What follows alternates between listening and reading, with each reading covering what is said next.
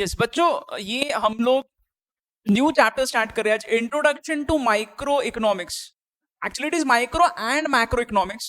ठीक है, माइक्रो भी है इसमें, मैक्रो भी है, एंड लिखना रहेगा, एंड मैक्रो इकोनॉमिक्स। राइट, अभी ना ये तुम लोग टेक्स्ट बुक चेक करोगे तो ये फर्स्ट चैप्टर है, बट अभी हम लोग इसको लास्ट में सीख रहे हैं। उसका रीजन क्या है तुमको अभी थोड़ी देर में समझ में आ जाएगा कि क्यों ये चैप्टर को लास्ट में पढ़ना थोड़ा ज्यादा सेंस बनाता है। करेक्ट, ठीक है। देखो अभी मेरे को एक क्वेश्चन का आंसर करो बच्चों, माइक्रो इकोनॉमिक्स में क्या हम लोगों ने डिमांड का चैप्टर किया है, सप्लाई का चैप्टर किया है, यूटिलिटी वाला चैप्टर, ये सारे चैप्टर्स अगर हमें पता है तो ये फर्स्ट वाला चैप्टर समझ में आएगा। सही बात है, इसलिए ये रीजन है इस चैप्टर को एंड में लेने का। बराबर, ठीक है बच्चों। देखो एकदम बेसिक चीज मैं बता रहा हूं, ये जो फर्स्ट जो चैप्टर है ना, introduction to micro and macro economics, एकदम छोटे छोटे चीजों को एक्सप्लेन करता है। और ये अब हम लोगों को अच्छे से समझ में आएगा, क्योंकि हम लोगों ने ऑलरेडी सारे चैप्टर्स कंप्लीट कर लिए। ठीक है, पहले तो यहाँ पे सबसे फर्स्ट हम लोग माइक्रो इकोनॉमिक्स पे फोकस करेंगे, उसके बाद हम लोग नेक्स्ट लेक्चर में मैक्रो इकोनॉमिक्स स्टडी करने वाले हैं। ठीक है, first you tell me, is there any difference between micro and macro economics? ठीक है बच्चों, ये देखो ये दो terms, micro economics and macro economics, क्या डिफरेंस है? माइक्रो मतलब छोटा या बड़ा? छोटा। Micro means small. ठीक है, मैक्रो मीन्स लार्ज। ठीक है, इकोनॉमिक्स के दो हिस्से हैं, बराबर, micro economics and macro economics. जब भी हम लोग कोई चीज को एकदम छोटे स्केल पे पढ़ते हैं, वो एक्चुअली किसका हिस्सा है? वो माइक्रो इकोनॉमिक्स का पार्ट है। और जब भी कोई चीज को हम लोग बड़े लेवल पे पढ़ते हैं तो वो मैक्रो इकोनॉमिक्स में आ जाएगा। राइट, कुछ एग्जांपल्स दूंगा तुमको जो तुमको पता रहना चाहिए ऑलरेडी अभी। ठीक है, क्योंकि हम लोग ऑलमोस्ट एंड पे आ गए, स्टिल तुम लोग आंसर करोगे बहुत अच्छा रहेगा। बताओ इन्फ्लेशन किस में आएगा, माइक्रो और मैक्रो? MA लार्ज या स्मॉल? बच्चों अगर सपोज इमेजिन करो, मैं बोल रहा हूं महंगाई बढ़ गई है, तो ये तो हर एक छोटे छोटे पर्सन को इंपैक्ट करेगा, तो ये माइक्रो में आना चाहिए ना। जब भी हम लोग बोलते हैं कि अपने कंट्री में महंगाई बढ़ गई है बच्चों, एक्चुअली इसको इधर ही लिख देता हूं, डबल लिखने की जरूरत नहीं। जब भी हम लोग बोलते हैं कि अपने कंट्री में इन्फ्लेशन बढ़ गया है, महंगाई बढ़ रही है, तो हम लोग है ना जनरल चीजों की बात करते हैं। अगर मैं बोल रहा हूं महंगाई बढ़ गई है, मतलब मैं बोल रहा हूं जनरल चीजों का प्राइस बढ़ चुका है। तो जनरल चीजों का मतलब पूरे कंट्री लेवल पे हम लोग इसको स्टडी करेंगे। राइट, अब इसका आंसर करो। अगर मैं बोलूंगा कि पिछले साल हमारे क्लासेस की फीस कोई सब्जेक्ट की 10,000 रुपीज थी, और इस साल वो फीस बढ़ के 11,000 हो गई, 11,000 हो गई, ये एक्चुअली माइक्रो में आएगा। क्यों? क्योंकि हम लोग सिर्फ एक ही चीज की बात कर रहे हैं। छोटे लेवल पे स्टडी किया माइक्रो इकोनॉमिक्स, बड़े लेवल पे स्टडी किया मैक्रो इकोनॉमिक्स। राइट, ठीक है। अगर मान के चलो सपोज मैं बोल रहा हूं मिस्टर ए नाम का एक पर्सन है, इसका सैलरी 2019 में था ₹10 लाख, और 2020 में इसका सैलरी हो गया ₹11 लाख। इसका मीनिंग क्या है? इसको ज्यादा पैसा मिल रहा है, तो ये माइक्रो इकोनॉमिक्स में आएगा। क्यों? क्योंकि हम लोग सिर्फ एक ही इंडिविजुअल का स्टडी कर रहे हैं। बराबर, ठीक है। अच्छा, अगर मैं बोल रहा हूं कि एक फैमिली में 5 लोग रहते हैं, एक फैमिली में 5 लोग ही रहते हैं, ठीक है, तो ये माइक्रो इकोनॉमिक्स का कॉन्सेप्ट है, क्योंकि छोटे स्केल पे मैं फैमिली में कितने मेंबर्स है वो काउंट कर रहा हूं। अगर मैं तुमको ये बोलूंगा कि इंडिया का पॉपुलेशन जो है वो एक अंदाजा 130 करोड़ लोग हैं इंडिया में, तो ये मैक्रो में आएगा। क्यों? कंट्री के हिसाब से पढ़ रहा हूं मैं, बड़े स्केल पे कोई चीज को स्टडी करूंगा तो ये मैक्रो इकोनॉमिक्स में आएगा। Very very simple. राइट, अच्छा एक चीज और, एक जनरल क्वेश्चन पूछ रहा हूं, आंसर तुम लोगों से एक्सपेक्टेड है। बोलो पावर्टी ये कॉन्सेप्ट किधर आएगा, माइक्रो और मैक्रो? मैक्रो। जब मैं बोल रहा हूं गरीबी है, मतलब इंडिया में गरीबी बहुत ज्यादा है, तो ऑब्वियसली हम लोग इंडिया के लेवल पे बात कर रहे हैं, तो ऑटोमेटिकली ये पावर्टी वाला कॉन्सेप्ट किधर लिखूंगा मैं? मैक्रो में। सही बात है। अगर मैं बोल रहा हूं मैं गरीब हूं, माइक्रो में। एक इंडिविजुअल की गरीबी की बात चल रही है, ऑब्वियसली माइक्रो इकोनॉमिक्स में आएगा। Right, so this is very very simple. Okay, अच्छा बच्चों अभी देखो यहाँ पे एक चीज और बताना, अगर मैं बोल रहा हूं कि मैंने क्लास की फीस डिसाइड की है, कोई सब्जेक्ट की 10,000 रुपीज है, ठीक है, तो ये क्लास की फीस जो है ना, ये कोई एक सिंगल चीज का प्राइस मैं डिसाइड कर रहा हूं, तो ये अगेन माइक्रो इकोनॉमिक्स में आएगा। I am again repeating this words, कोई भी चीज का प्राइस कैसे डिसाइड होता है? डिमांड एंड सप्लाई से। एटलीस्ट इतना तो दिमाग में रखो, हम लोगों ने डिमांड और सप्लाई के चैप्टर्स कहाँ सीखे हैं? माइक्रो इकोनॉमिक्स में, शुरुआत में, राइट? ठीक है, so in simple language microeconomics talks about extremely small things, छोटे छोटे चीजों की बात चलती है यहाँ पे। और मैक्रो इकोनॉमिक्स में एकदम बड़े बड़े चीजों की, बड़े बड़े इश्यूज, बड़े बड़े प्रॉब्लम्स की हम लोग बात करते हैं। ठीक है, अपने देश के जो भी बड़े प्रॉब्लम्स है सारे मैक्रो इकोनॉमिक्स में आएंगे। इन्फ्लेशन प्रॉब्लम है, महंगाई प्रॉब्लम है, मैक्रो इकोनॉमिक्स में आएगा। ठीक है, गरीबी प्रॉब्लम है, पॉवर्टी, ये भी मैक्रो इकोनॉमिक्स में आएगा। अनएम्प्लॉयमेंट, बेरोजगारी, ये भी कंट्री का प्रॉब्लम है, कहाँ आएगा? मैक्रो इकोनॉमिक्स में। पॉपुलेशन भी प्रॉब्लम है क्या? यस, एक्चुअली पॉपुलेशन बहुत ज्यादा है तो वो प्रॉब्लमेटिक हो सकता है, तो वो भी कहाँ आएगा? मैक्रो इकोनॉमिक्स में। Very simple. ठीक है, इधर आते हैं, देखते हैं क्या लिखा है। मैं अज्यूम करो तुमको ये सब पता है, ऑलरेडी पता था ना बच्चों ये तो। हाँ ओके, आ जाओ माइक्रो इकोनॉमिक्स के डेफिनेशन में। अब ध्यान से सुनो, एग्जाम में जब भी पढ़ के जाना है तो क्या एग्जैक्टली पढ़ना है, कैसे पढ़ना है, वो बता रहा हूं बच्चों। एग्जाम में तुमको ना डेफिनेशंस लिखने पड़ते हैं यार, राइट? एटलीस्ट कोई भी एक फेमस डेफिनेशन लर्न करके जाओ। कौन सा डेफिनेशन लर्न करना है तुम्हारी मर्जी। टेक्स्ट बुक देखोगे बहुत सारे डेफिनेशंस हर चीज के लिखे हैं। ठीक है, अभी भी देख सकते हो, जरा चेक करो टेक्स्ट बुक में माइक्रो इकोनॉमिक्स के 2-3 डेफिनेशंस लिखे हैं क्या? ये देखो बता रहा हूं, सी यहां देखो, ये टेक्स्ट बुक में डेफिनेशंस अगर तुम लोग देखोगे बच्चों तो यहां दिखेगा, ये मॉरिस डॉब का डेफिनेशन है माइक्रो इकोनॉमिक्स का, और ये एपी लर्नर का डेफिनेशन है अगेन माइक्रो इकोनॉमिक्स का। ठीक है, ये वाला बहुत ही बड़ा डेफिनेशन है, ये वाला बहुत ही बड़ा डेफिनेशन है, और ये वाला छोटा डेफिनेशन है। बोलो कौन सा लर्न करना प्रेफर करोगे? मॉरिस डॉब जिंदाबाद, डेफिनेशन लर्न करके जाओ। कोई भी एक डेफिनेशन ढंग से लिखो, word to word, along with the name of that person जिन्होंने इसको डिफाइन किया है, राइट? ये हर जगह एप्लीकेबल है बच्चों, not only this chapter but every chapter. सही बात है, ठीक है? खुद की मर्जी से कोई डेफिनेशन चिपका के मत आना, नीचे खुद का नाम लिखोगे फिर, ऐसा मत करो। ठीक है, नाम एग्जैक्टली वही पसंद का आना चाहिए, डेफिनेशन भी एग्जैक्टली वही लिखो, सेम वर्ड्स के साथ। चलो क्या लिखा है यहाँ पे? Micro economics, it is in fact a microscopic study of the economy. What is meaning of microscope? कभी यूज किया है माइक्रोस्कोप बचपन में, स्कूल में? माइक्रोस्कोप से हम लोग क्या करते हैं? छोटे चीजों को हम लोग अच्छे से ऑब्जर्व करते हैं, राइट? अगर हम लोग छोटे स्केल पे कोई एक पर्सन के बारे में स्टडी कर रहे हैं कि उसकी चीज का प्राइस क्या है, डिमांड कितना है, सप्लाई कितना है, तो हम लोग क्या कर रहे हैं? हम लोग एक्चुअली माइक्रोस्कोपिक स्टडी कर रहे हैं, एक ही चीज पे ऑब्जर्व कर रहे हैं।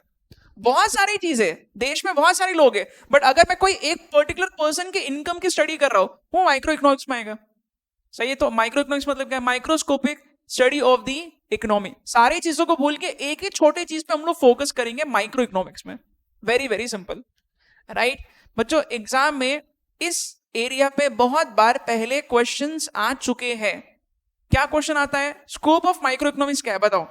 अगर ऐसा क्वेश्चन आ गया तो तुमको बहुत ढंग से आंसर लिखना पड़ेगा। समझ लो पहले, स्कोप मतलब, स्कोप वर्ड का मीनिंग क्या है? माइक्रो इकोनॉमिक्स का स्कोप क्या है, मतलब माइक्रो इकोनॉमिक्स क्या क्या कवर कर रहा है। Very easy.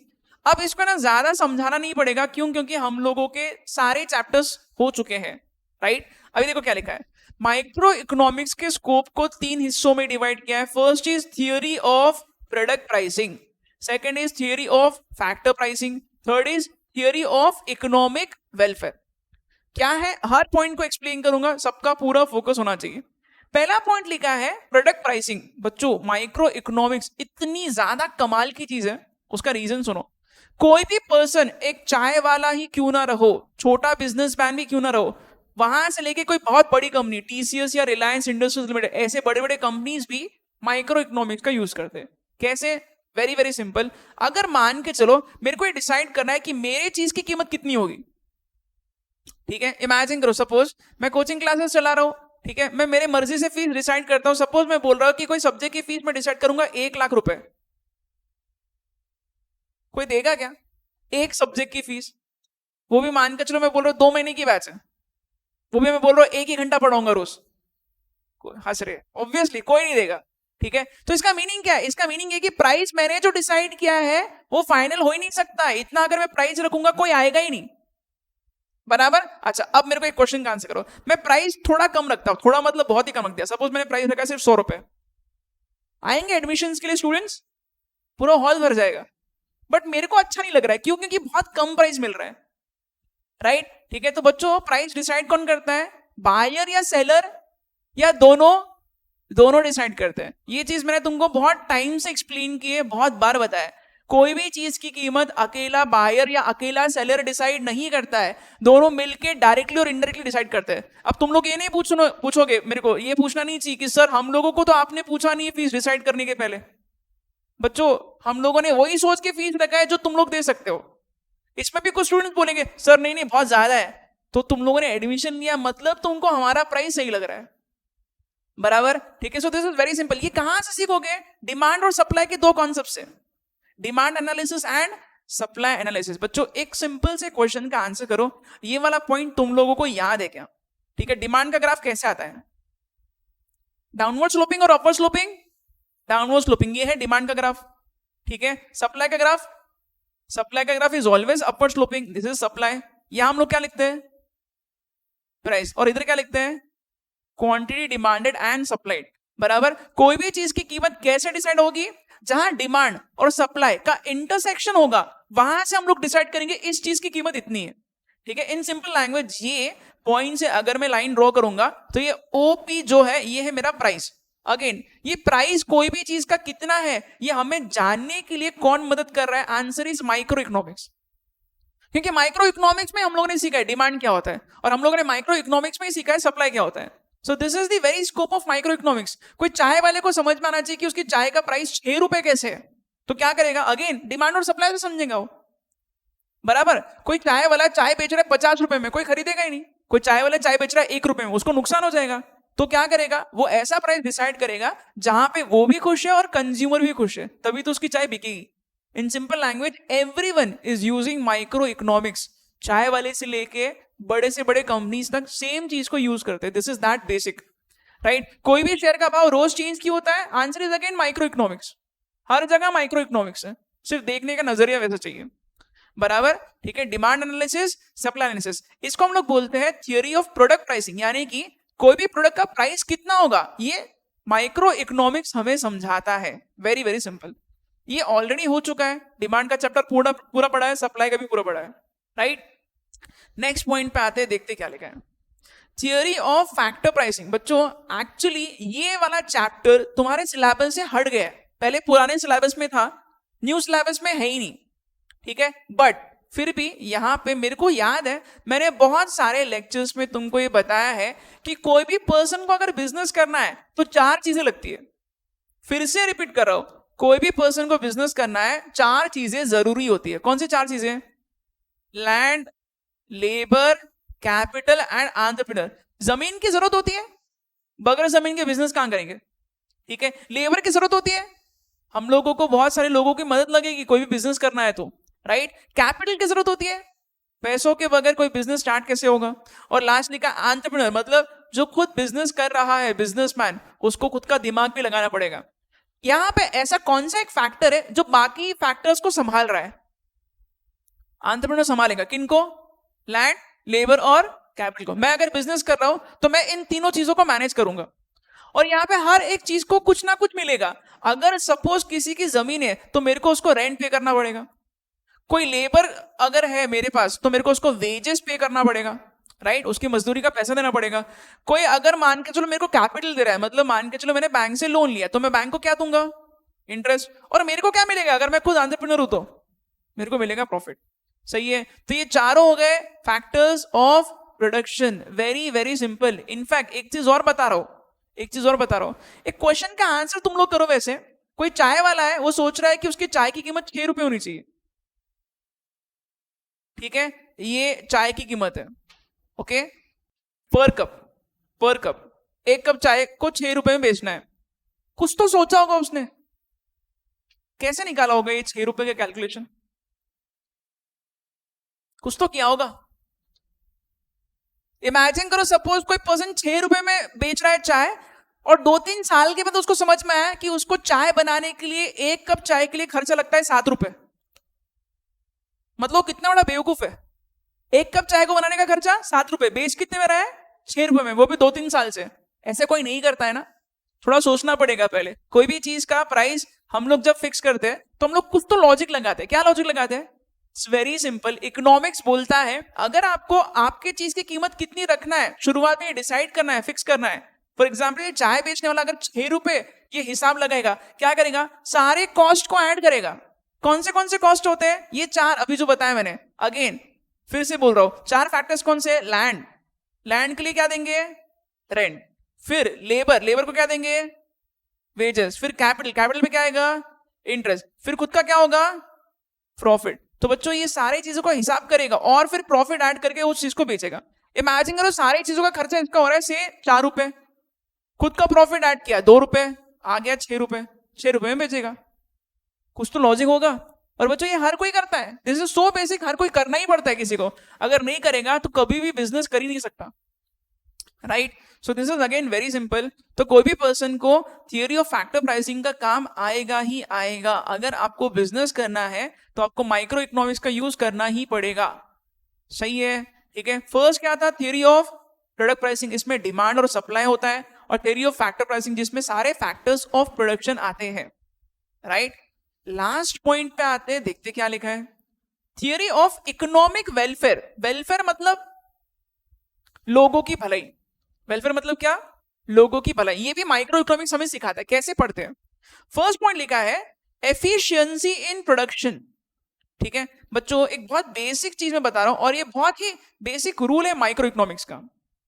ठीक है, रूल क्या है, रूल ये है कि हमारे पास रिसोर्सेज जो होते हैं वो लिमिटेड होते हैं.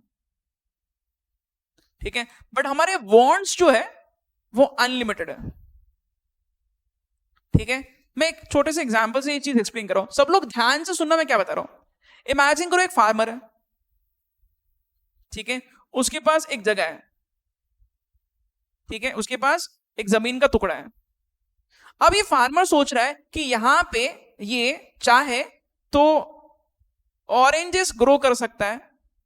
ठीक है, ये पहला ऑप्शन है. नहीं तो ये एप्पल ग्रो कर सकता है. ठीक है, बताओ बच्चों, अगर पूरी जमीन पे ये एप्पल ग्रो कर रहा है तो क्या ऑरेंज के लिए जगह बचेगी, नहीं बचेगी. अगर पूरी जमीन पे ये अगर एप्पल ग्रो करता है तो ऑरेंज के लिए जगह नहीं बचेगी, और वैसे ही अगर ऑरेंज ग्रो करता है तो एप्पल के लिए जगह नहीं बचेगी. राइट. अब देखो क्या होता है यहाँ पे, इसको डिसीजन लेना है कि ये चीज ग्रो करे या ये चीज ग्रो करे. कैसे लेगा, बताओ. अगर तुम इस फार्मर के जगह पे हो और तुमको ये दो में से एक चीज चूज करनी है, एप्पल ग्रो करना है या ऑरेंज ग्रो करना है, खुद को क्या क्वेश्चन पूछोगे, मार्केट में ज्यादा प्राइस किसका है, मेरे को कहां ज्यादा प्रॉफिट हो सकता है. सपोज इसको लगता है कि एप्पल में बहुत प्रॉफिट है तो ये क्या करेगा, एप्पल ग्रो करेगा पूरी जगह पे. ऑरेंज के लिए कुछ जगह बचेगी क्या, फिर नहीं बचेगी. इसका मीनिंग क्या है, इसका मीनिंग है कि हमारे पास रिसोर्सेस लिमिटेड है. अब बोलो यहां पे कौन सा रिसोर्स लिमिटेड है, लैंड. जमीन इसके पास कम है तो इसको क्या करना है, इसके वांट्स अनलिमिटेड. इसकी तो इच्छा होगी ऑरेंज भी ग्रो करे एप्पल भी ग्रो करे, दोनों भी बेच कर ज्यादा पैसा कमाए. बट इसके दोनों भी इच्छा पूरी नहीं हो सकती. क्यों, क्योंकि इसके पास रिसोर्सेस लिमिटेड है. तो ये क्या करेगा, ये अपने जमीन को उस तरीके से यूज करेगा जहां से उसको ज्यादा से ज्यादा पैसा मिले. ये पॉइंट देखो, ये समझ रहा है क्या, क्या लिखा है. एफिशिएंसी इन प्रोडक्शन मतलब producing maximum goods using limited resources. अपने एग्जांपल में रिसोर्सेस लिमिटेड मतलब कौन से रिसोर्स की बात चल रही है, लैंड. लैंड क्या है, लिमिटेड. और वो क्या ट्राई करेगा, वो ट्राई करेगा कि जमीन को कैसे यूज करे जिससे ज्यादा से ज्यादा प्रोडक्शन हो सके. और ये ऐसा हर कोई करता है. एक और एग्जांपल तुमको मैं दे रहा हूं, ध्यान से सोच समझ के इसका आंसर करना. बच्चों हम लोग जो यहाँ पे क्लासरूम्स यूज कर रहे हैं उसमें हम लोग सीए स्टूडेंट्स को पढ़ा सकते हैं और हम लोग सीएस स्टूडेंट्स को भी पढ़ा सकते हैं. CS is company secretary, CA is chartered accountant. Right. अब तुमको क्या लगता है हम लोग कौन सी चीज की क्लासेस लेते हैं, वैसे सीए की क्लासेस लेते हैं. इसकी क्यों नहीं लेते हैं, क्योंकि हमारे पास बेंचेस और क्लासरूम्स लिमिटेड है. इनफैक्ट हमारा टाइम भी लिमिटेड है, कितना पढ़ेंगे पढ़ा पढ़ा के. तो हम लोग दोनों में से कौन सा चूज कर रहे हैं, सीए कोर्स को. क्यों, पैसा ज्यादा है. ऑब्वियस रीजन क्या है, इसमें पैसा ज्यादा है. तो हम लोग क्या करेंगे, हम लोग यही चीज का क्लासेस लेंगे. अगेन बच्चों सेम चीज, हमारे वांट तो अनलिमिटेड है. अगर हमें चाहिए तो हम लोग इनको भी पढ़ाएंगे, दोनों से पैसा लेंगे. बट हमारे पास रिसोर्सेस लिमिटेड है, हमारा टाइम. और ये कितना फंडामेंटल रूल है, हर जगह एप्लीकेबल होता है. तो हम लोग क्या करेंगे, हम लोग हमारे लिमिटेड रिसोर्सेस को उस तरीके से यूज करेंगे जहां पे पैसा ज्यादा मिलेगा. वही तो पॉइंट लिखा है, इसको बोलते हैं एफिशिएंसी इन प्रोडक्शन. लिखा है producing maximum goods using limited resources, ज्यादा से ज्यादा पैसा कैसे कमाया जा सकता है कम से कम रिसोर्सेज यूज करके, ये माइक्रो इकोनॉमिक्स हमें सिखाता है, बराबर। नेक्स्ट लिखा है एफिशिएंसी इन कंजम्पशन, बच्चों ऐसी चीज प्रोड्यूस करो जिससे ज्यादा सेटिस्फैक्शन मिले लोगों को। एक क्वेश्चन का आंसर करो, मैं मैन्युफैक्चरर हूं, मैं प्रोड्यूसर हूं, मैं बिजनेस कर रहा हूं, मैंने ऐसी कोई चीज बनाई है जिससे लोगों को यूटिलिटी नहीं मिल रहा है, कोई खरीदेगा या नहीं खरीदेगा? नहीं खरीदेगा। ठीक है बच्चों, ये देखना बहुत जरूरी है कि आपके कंज्यूमर्स खुश है क्या। अगर आपके कंज्यूमर्स खुश नहीं है तो आप कितना भी प्रोड्यूस कर लो वो बिकेगा ही नहीं। तो सेकंड पॉइंट क्या लिखा है, distribution of produce goods to maximise the satisfaction of society, लोगों को आपकी चीज से मजा भी आना चाहिए, वेरी वेरी इंपॉर्टेंट। बच्चों तुम लोग देखो कितने सारे कंपनीज ऐसे होते हैं जो कितना सही तरीके से कंज्यूमर को टारगेट करते हैं। एक छोटा एग्जांपल दे रहा हूं, एक क्वेश्चन का आंसर करो बच्चों, कोको कोला क्या बनाती है? प्लीज बोलो मत Coca Cola sir cold drink बनाती है, because the answer is not correct. Coca Cola cold drink नहीं बनाती है। कोको कोला जो है बच्चों, कोल्ड ड्रिंक के लिए जो इंग्रेडिएंट्स लगते हैं वो बना के बेचती है कोई दूसरे कंपनी को।